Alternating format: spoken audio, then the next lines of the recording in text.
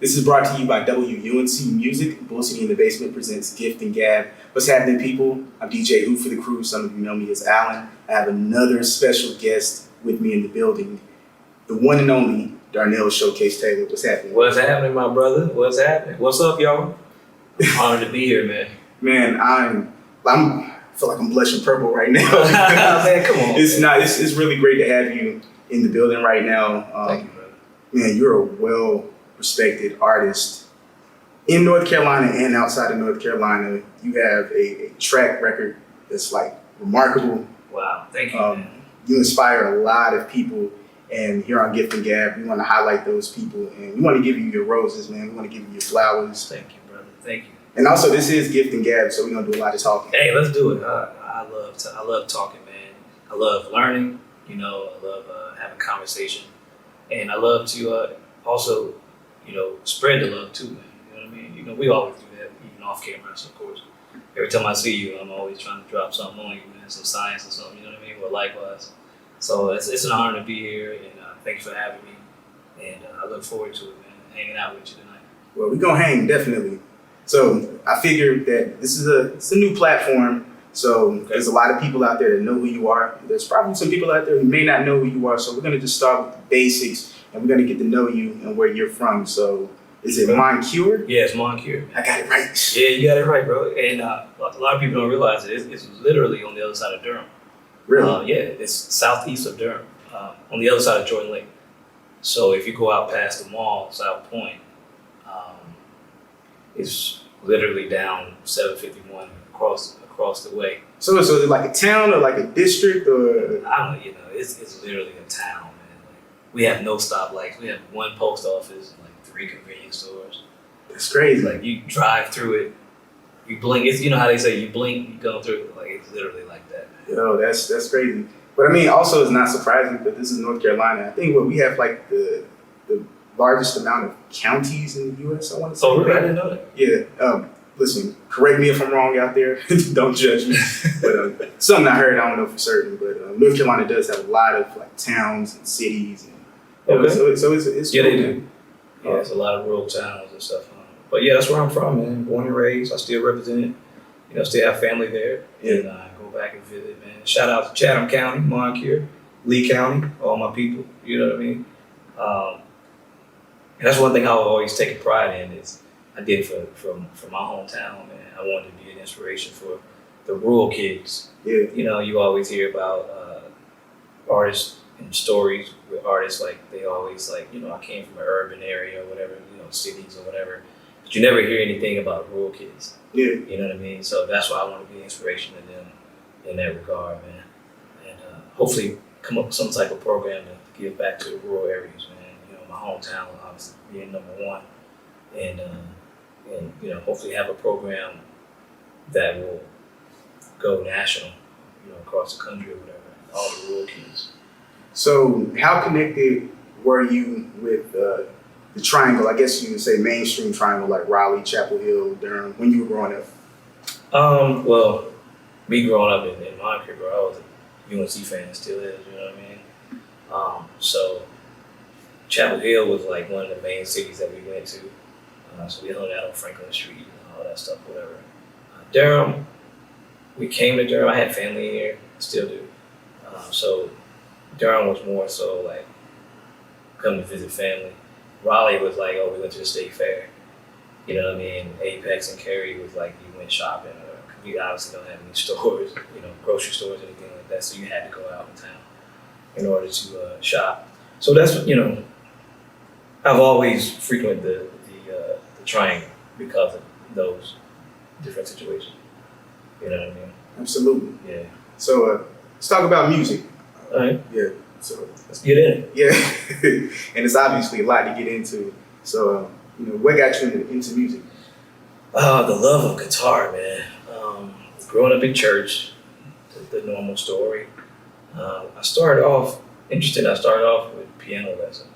Okay. And when I was around 8 years old, my mom put me in. I told her I wanted to do piano lessons, and I got bored. It was taking too long to jam. It's crazy because most of when I ask a lot of my friends, different multi-instrumentalists, what got you into music. The main story is always, I wanted to play the drums, but my mama said I couldn't play the drums, so I had to pick something else. That's because mom didn't want to hear all that noise. That's what that's like. Listen, you gotta get something that's quiet. Yeah. You know, in most cases, but not. But it's cool that you chose the piano, though. So. Yeah. I remember, man. I remember it like it was yesterday. They offered it at school. You know, it came in through a little flyer or whatever at school, and I was like, oh man, this would be cool. And, you know, get into it. And my family, I had cousins that played piano and an uncle. Two cousins that played piano. My uncle played guitar, and I had a cousin that played guitar. So I was always around it in a sense. And my family, they all sing. So I was like, I want to do something.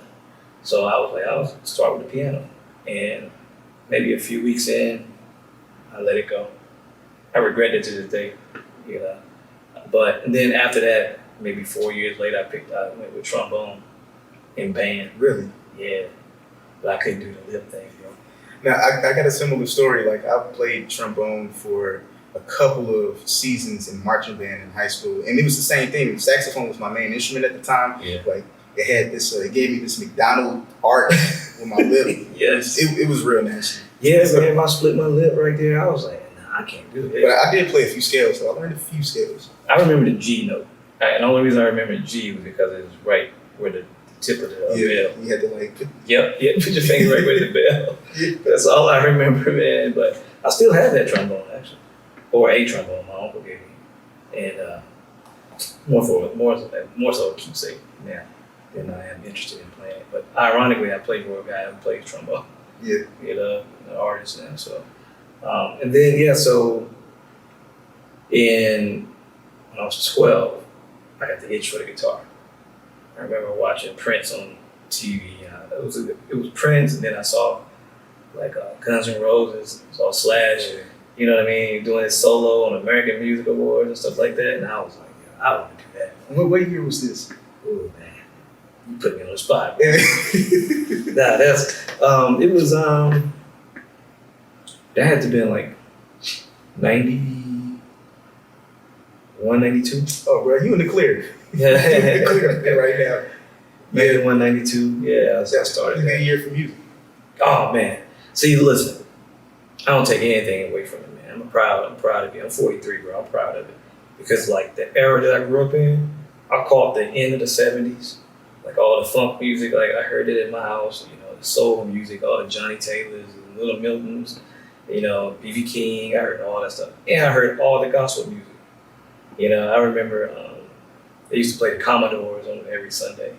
Father, help your children. I used to hear that every Sunday morning. I used to play that as we were getting ready for church. And then, of course, Shirley Caesar and Luther Barnes. So I grew up with quartet music and contemporary music, like contemporary choir, you know, Christian music and all that. So I had soul throughout the house all the time. And it sounds like you came from a very open-minded background, too. Sometimes I talk to different artists and their stories, if they came from the church or they grew up in the church, a lot of times it wasn't until later that they were exposed to other different types of music. Because, you know, either parents wasn't having it, grandparents wasn't having it, or... Yeah. I know what you're saying. It's funny that you mentioned that. I never even really thought about it, but my parents, they were cool. I was listening to hip hop. Like, I mean, it wasn't bad hip hop, but you know, like I remember, man, going to buy my first single on my own, and that was "Baby, You Got What I Need," Biz Markie. I remember buying a tape single, bro. Like that was hype. It was only "You Got What I Need" and the instrumental on the other side. You know, it was like two sides. It was just one song on each side. You know, it was like the main song and then the instrumental, so you could rhyme yourself. Yeah. You know, and that was like everything for me. But I grew up in that era with I'm Bad, LL Cool J, Run DMC, you know, Big Daddy Kane, and everything that came after that in terms of hip hop. Kwame, I was a big Kwame fan. You know, Father MC. I used to dress like Father MC. Yeah. For the people who remember Father MC, he was a dope artist, man. And he could dance. You know, him and Kane, they still had that swag, man. You know what I mean? And so it explains a lot. Just like looking at you on stage now, man. I'm gonna be honest with you. because I know sometimes you joke about it, like especially now, like being like the older guy in the group of all of these different musicians. Like I even hear people call you the OG sometimes, but it's just like, man, look, watching you on stage and just interacting with you, I feel like you like in our age range. Like I feel like like you were born in '91 or something like that. You know, I mean, I'm a chameleon, bro. Like whatever. And you don't age. Listen, man. Thank you, man. You know, that's that water, man. Trying to hydrate. It's that well watered. Exactly, man. But you know, it's just I just try to stay connected, man. You know what I mean? I think that's very important. And staying connected with y'all, and you know, it helps me stay hip to what's happening. You know, and I always want to be on the cusp of what's happening, what's next. You know, whether it be technology, fashion, whatever. You know what I mean? I'm always trying to be up and what's going on. Yeah, absolutely. So just fast forwarding now, like it's amazing, and it's the age of social media.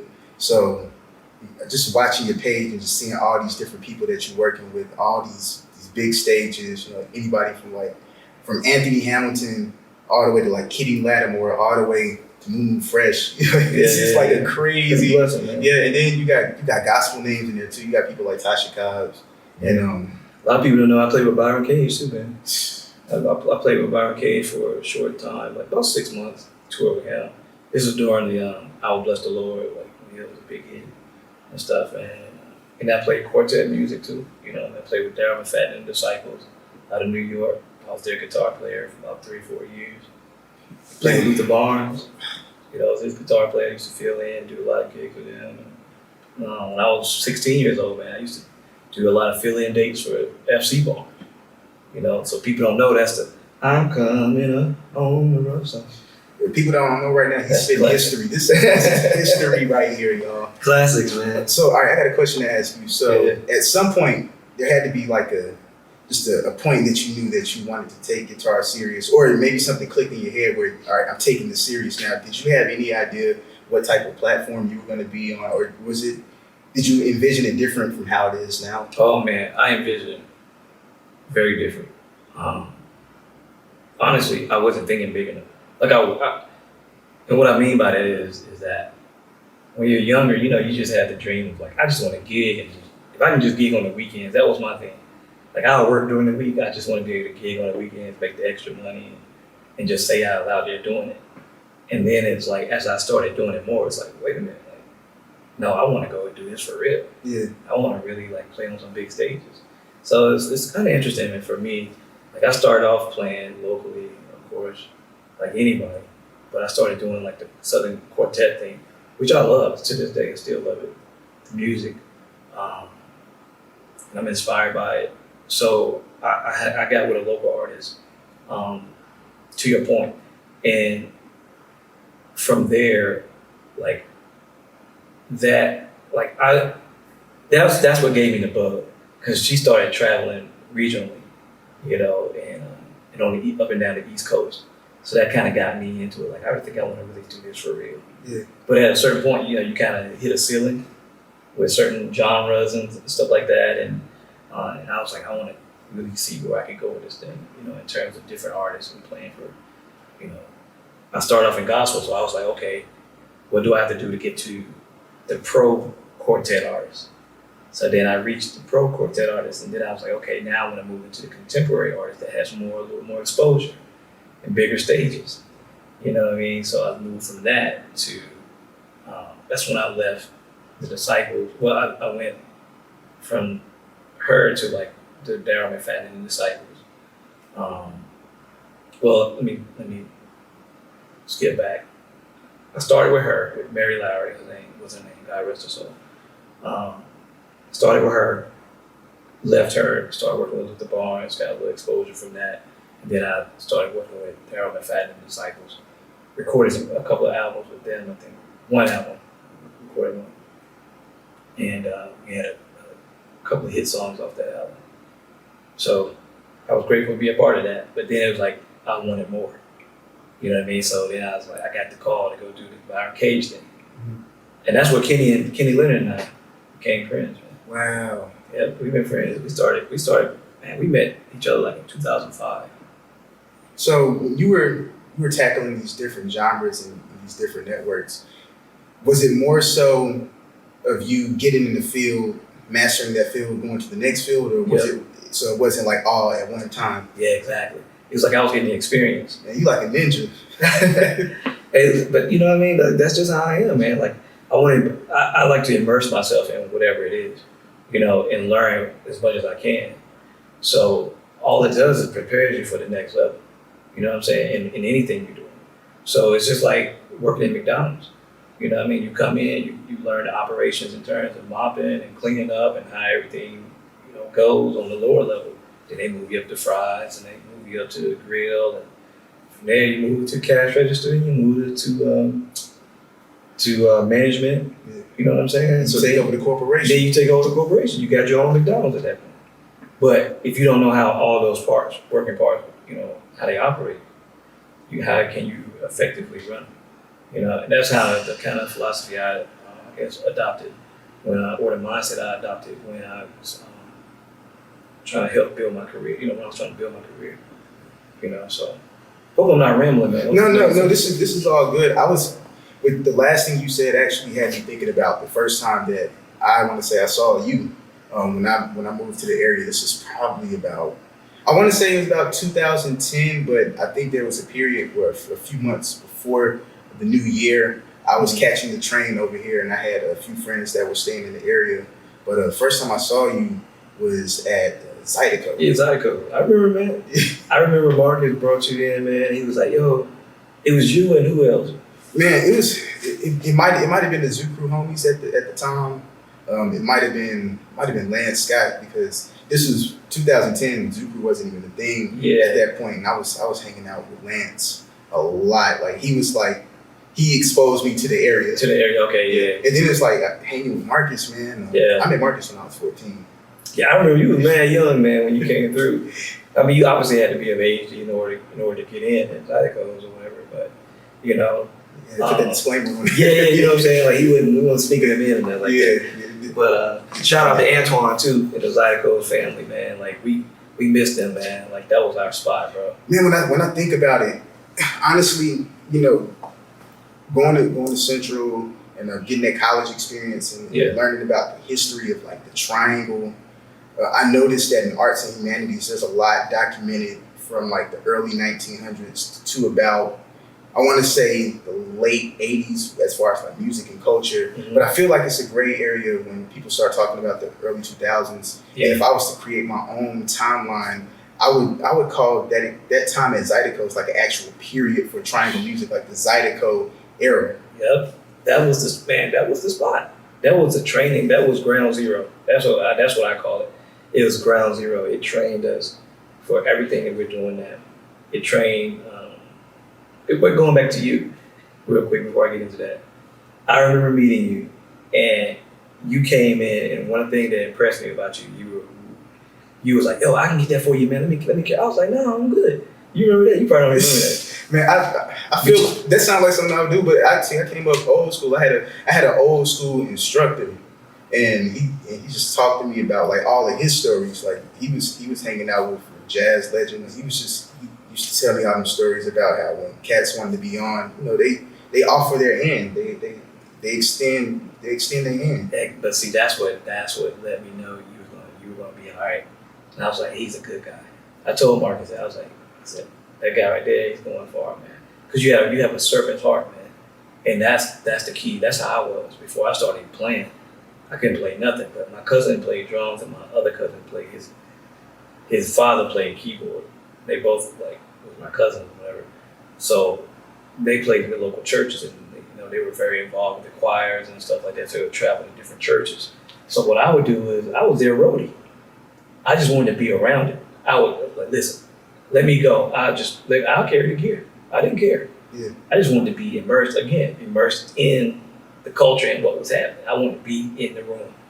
And while I was in the room, I was studying everything. I was studying how the musicians act, how they dress. Heavy on the dress part, man. Oh man, come on, bro. That's important. I feel like that came a long way. Hey, the style is everything, man. That's the first impression. Definitely learned that from y'all, man.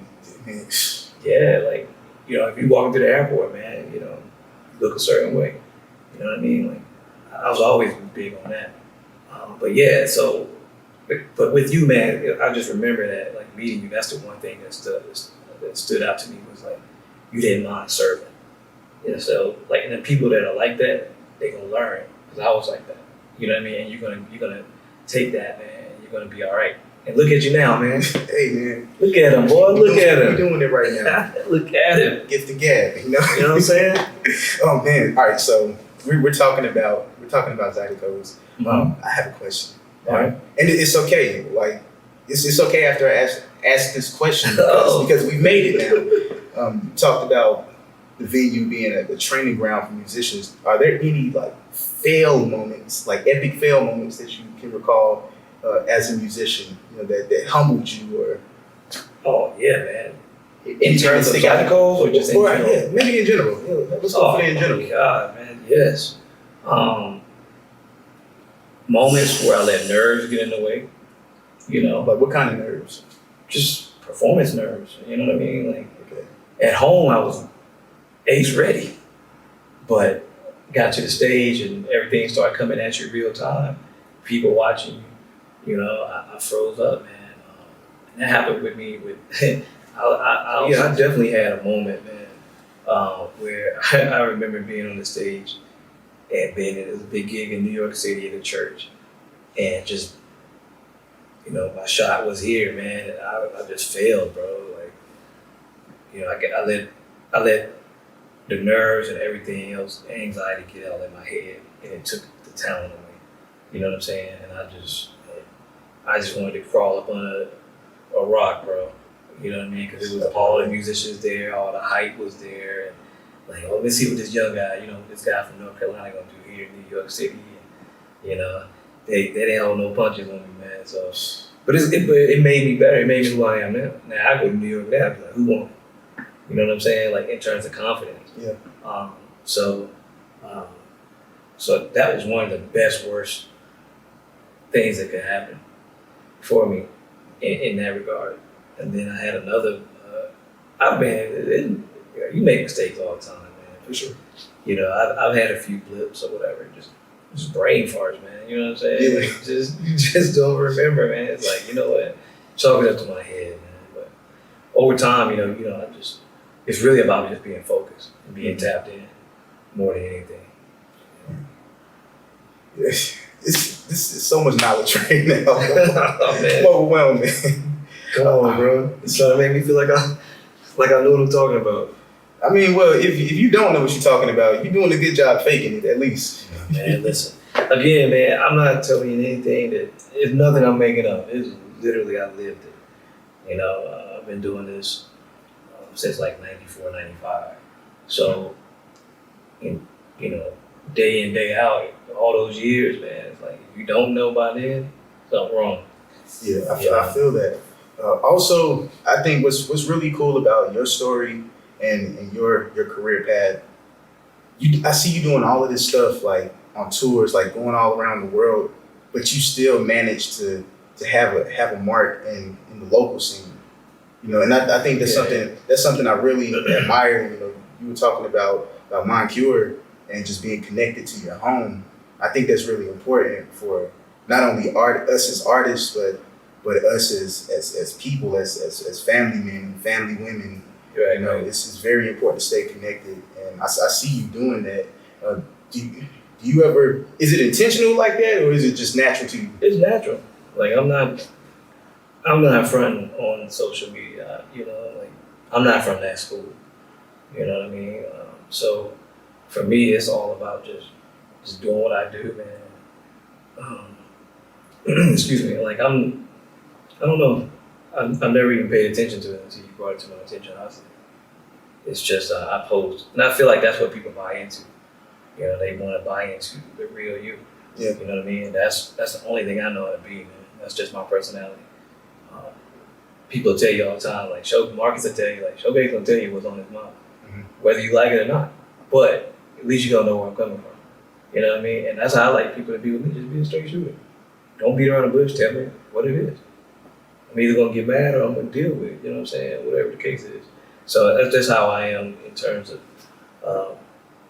with hometown, man. Like they used to always pound it in my head, like, don't forget where you came from. Don't forget where you came from. You know what I mean? So it was like I was always conscious of that. But outside of that, man, I'm a country boy at the end of the day. You know, you take Showcase away, like, you know, I grew up drinking iced tea. You know what I'm saying? I used to get fill pears off the pear tree in my grandma's yard, and pull a tomato out. You know what I'm saying? Eat fresh cucumbers. Like I grew up. We was already talking about the well water earlier. You know what I'm saying? Like I grew up, man, eating organic food. Like I didn't even realize. Like, you know, before it was a thing in the store. Before it was a popular thing, man. Before Whole Foods, like I had the real Whole Foods. Like we get out of the garden and shuck corn, and those used to be part of my summer chores. That's why you don't age. That's why you don't age. I get it now. Oh God, I wish I could set up a Whole Foods in your backyard. Man, for real, man. Gardening's where it's at now. You know, that's the whole thing. Everybody want to have a garden in their backyard, get organic seeds and stuff. And I totally agree with it. That's how I grew up. It was a natural thing. But all of that, man, again, is how it's in my fabric. So it's just an extension with the music and always representing the community. And even a fun fact, man, like for instance, we were part of the whole scene with Zydeco's, right? We gotta call it an era. We can't call it a scene. It was an era. That's true, man. You're absolutely right. Thank you for correcting a documentary about that or something. I'm telling you, I told Marcus, man, we should do something about that, man. We should definitely do something about Ground Zero, man. And when I say Ground Zero, I don't mean it in a negative way, of course. Obviously, respects to, everything with 9/11 or whatever. But meaning like it was the training ground for us. Man. Everything went down there, man. Not just us, man. It was, Just Once used to play there, man. Something for the People with Lamont Branch, shout out to Lamont, man. It was like all of us. He did his Apollo night on Wednesday nights. Rest in peace, Sean Carrington, man. He was out there. And I remember going out there a couple of times, just hanging with whatever, and Archie, Archie, my boy, shout out to Archie Logan. And, he was telling me about, coming out of Zydeco's, and then Marcus started playing down there, and we started playing. Man, it was such a vibe, man. It was grown, everybody was in there and just having a good time. It was real good music. It was small in that, in the space. So it was a grind in a sense, but it was a good grind, a good hang. We look forward to doing it on Saturday nights, man. I know I did, 10 to 2, bro. Yes. All right, so check this out. So at what point did the transition take place from Darnell to Showcase? Oh man. Or was it, did both of them just come together, or you gotta tell the people about that. Yeah, man. So Darnell, growing up, man, was mad timid. I was good at playing guitar, but I was timid. You know what I mean? I was shy. And the name Showcase, let me go and get that out of the way, because people always ask me, how did you get the name Showcase, right? So back in the 90s, man, it was like a big thing that producers would tag their names on records that they was doing on albums, or like Dark Child, or Diddy would put his name on it, or whatever. So I was like, I gotta have me a stage name, because I was starting to produce records and engineering and recording and stuff like that. So I gotta give me a name. I gotta give me a producer name. So I was a huge Babyface fan still, to this day. And I was like, I want me a name like Babyface, because it just rings out. Yeah. So I started thinking like, well, what is it that I do in terms of my talent? And I was like, I don't just play guitar, I play bass. Like I can record and produce and play piano and all this stuff, whatever. So I was like, I gotta put my name on it. Like I want something that will display all of my talents. And I was like, Showcase. It just came to me. It's like putting on a showcase for you.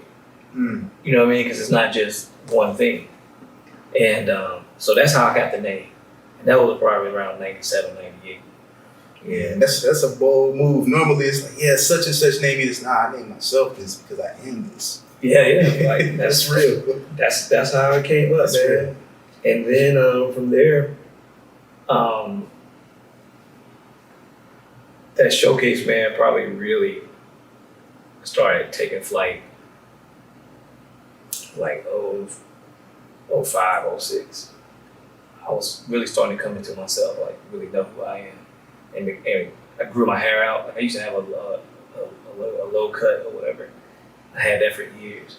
So showcase, I think he really came when I grew my hair out. And that was like 05, 06.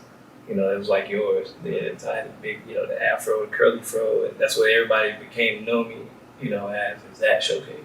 Yeah. So when they see pictures of me with my haircut, it was like, don't ever cut your hair. It's like, oh, that's Darnell. Yeah, that's Darnell. Like, don't do that.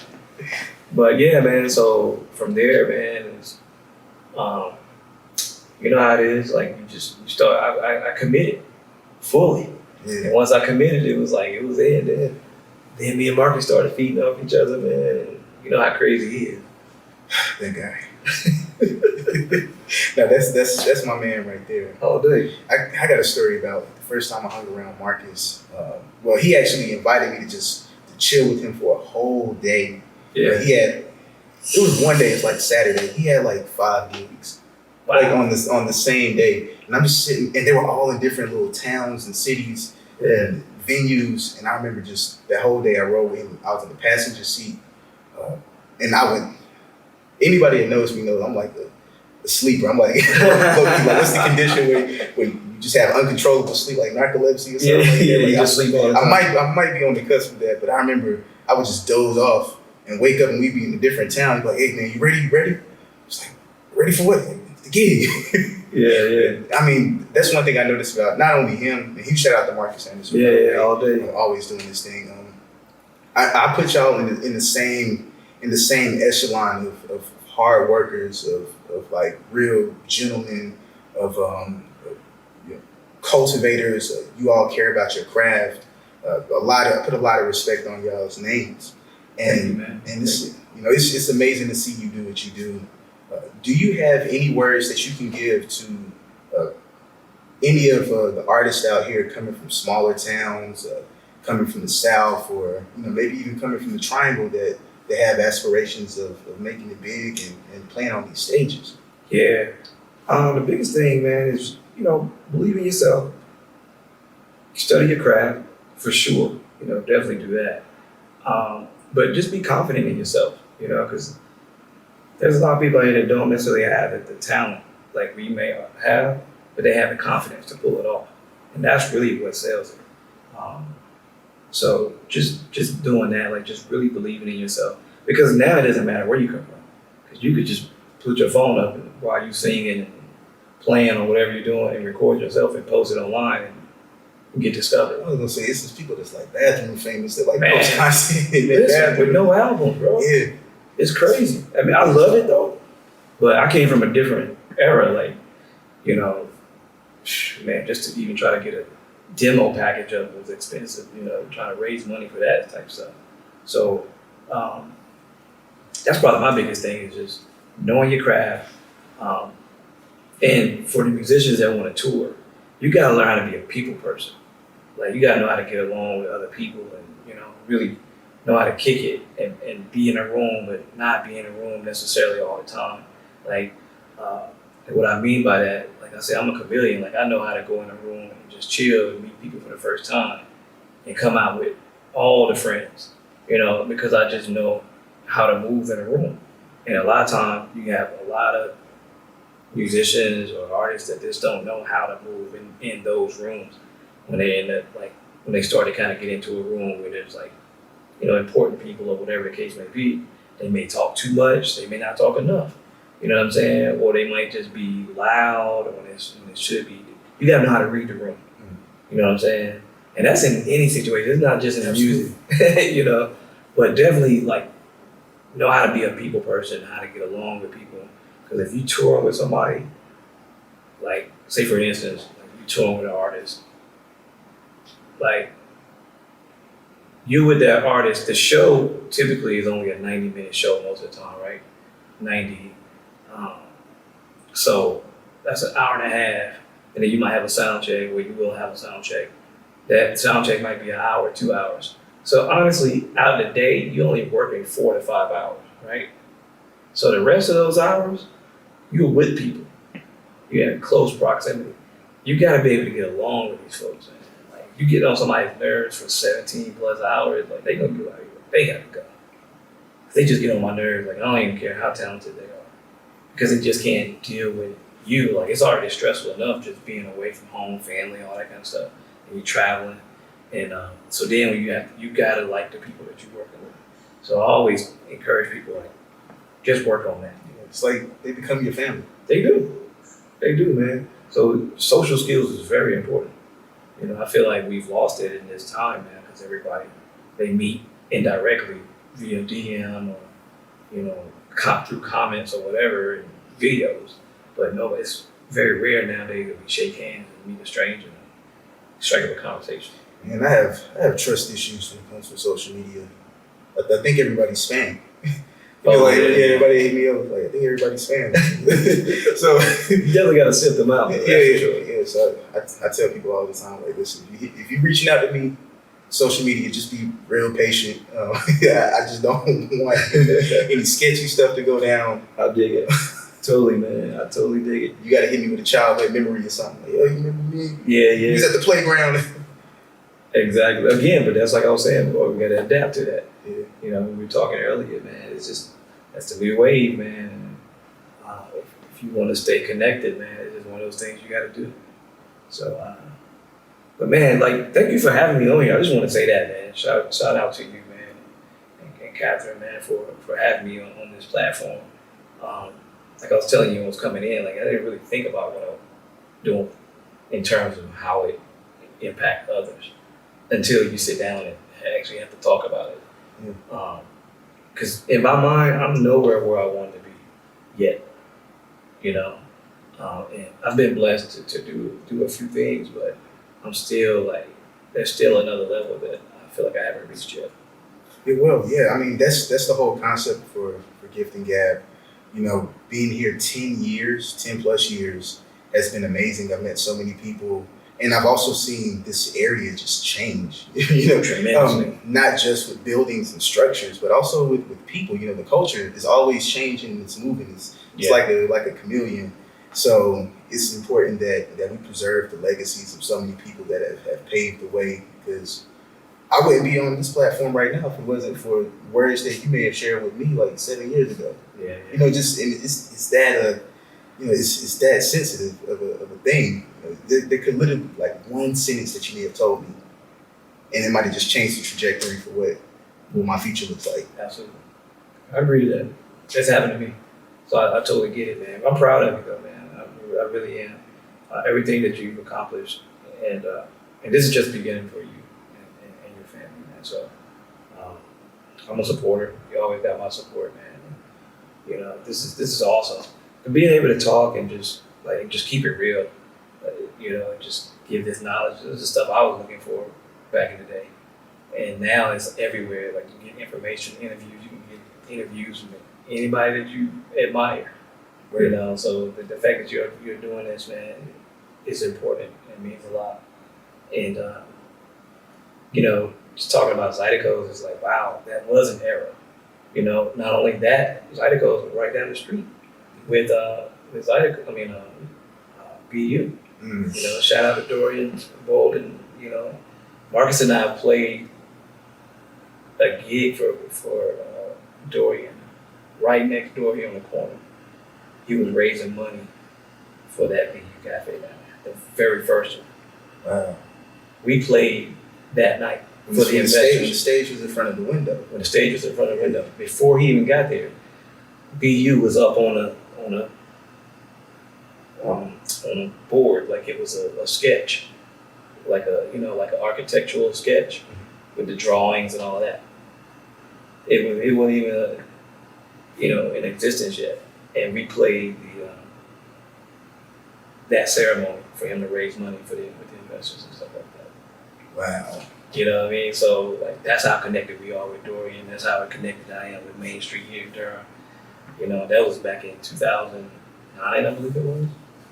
I think he opened 2009, 2010 or something like that. And of course, I've done shows there. Marcus and I have done shows there. And so to be a part of that history, man, like it means a lot, man. You know, I mean, I even got my head stuck on my guitar up on the silhouette there on the wall. Wow. Yeah, so that made me feel good. Like, wow, that was the one time I was like, yeah, I see the impact of the community. You know, I mean, people respect you. thank you, man. So I appreciate that. So Thank you guys. If you ain't get the roses, you got them now. And I appreciate that, man. It means a lot. It means a lot, man. Because it's not an easy road, you know that. Yeah. Doing what we do, and you hear people say it all the time. Man, I quit music business every day. You know, and in my mind, a lot of times it's like, I'm gonna do something else. Listen, the pandemic, I know people, you know, that hit me up saying that they've sold their instruments, and I mean, I was getting a little scared during the pandemic. Just watching like all these dates in my calendar just disappear. Yeah, just disappear. Like, oh, where my green dots at? You know, Bro, listen, it was scary. we had a 75-date tour set up that we were about to leave for like in a couple of weeks after the pandemic hit. And who was this with? That was with Brian Culberson. Oh wow. We was about to do 75 dates. So, man, I don't counted that money. I was like, oh, man, I'm about to be sweet. And guess what? Wrong. Nothing. We went from that to nothing, dude. I think every musician at that time felt, and listen, if I start calling out movie references that you never heard of, don't charge it to me. I'm a movie buff. This happens with me in my life all the time. Yeah. I feel like every musician felt like Russell Crowe from Cinderella Story. You ever seen that? I've never seen it. Yeah, well, he's like, he's a boxer, and this is before like the Great Depression, something like that. I believe it's something around that time. Really wealthy boxer. He's like the hero, you know, legendary, the guy. The Great Depression happens. Everybody just loses money. He's just literally starting from the bottom all over again. He's like, self-esteem is down. He's lost it. He has to. The movie, he's like regaining all of his skills and regaining his belief in himself. And, I mean, it's a very powerful movie. Okay, I'll have to check that out. What's it called again? Cinderella Story. Cinderella Story. Okay, Russell Crowe. I'll check that out, man. Well, listen, thank you so much for coming out. Do you have any last words that you want to tell the people before we head out? Just stay connected. You can reach me at I Am Showcase on Instagram. I think it's I Am Showcase on Facebook as well. Got a new album I'm working on currently right now. It's gonna be worth the wait, I promise you. Make sure you go out and check out Marcus Anderson's new album, Reverse. Produced some songs on there with him. We got a single out right now. As of last week, it was number 4 on Billboard, entitled Soul Ties. Marcus Anderson featuring Darnell Showcase Taylor. Check out my boy Nicholas Cole featuring LaFrance. They got a single out right now called All the Way. Your boy, yours truly, played on that one. Just a few things happening right now, man. So just want to shout out my people. And like I said, be on the lookout for my album coming out this year as well. So currently working on that. Absolutely. Brother, I want to thank you for My coming brother. out. Thanks for having me, man. Another Gifted Gab brought to you by WUNC Music. Bull City in the Basement presents. That's our time. Peace. Peace.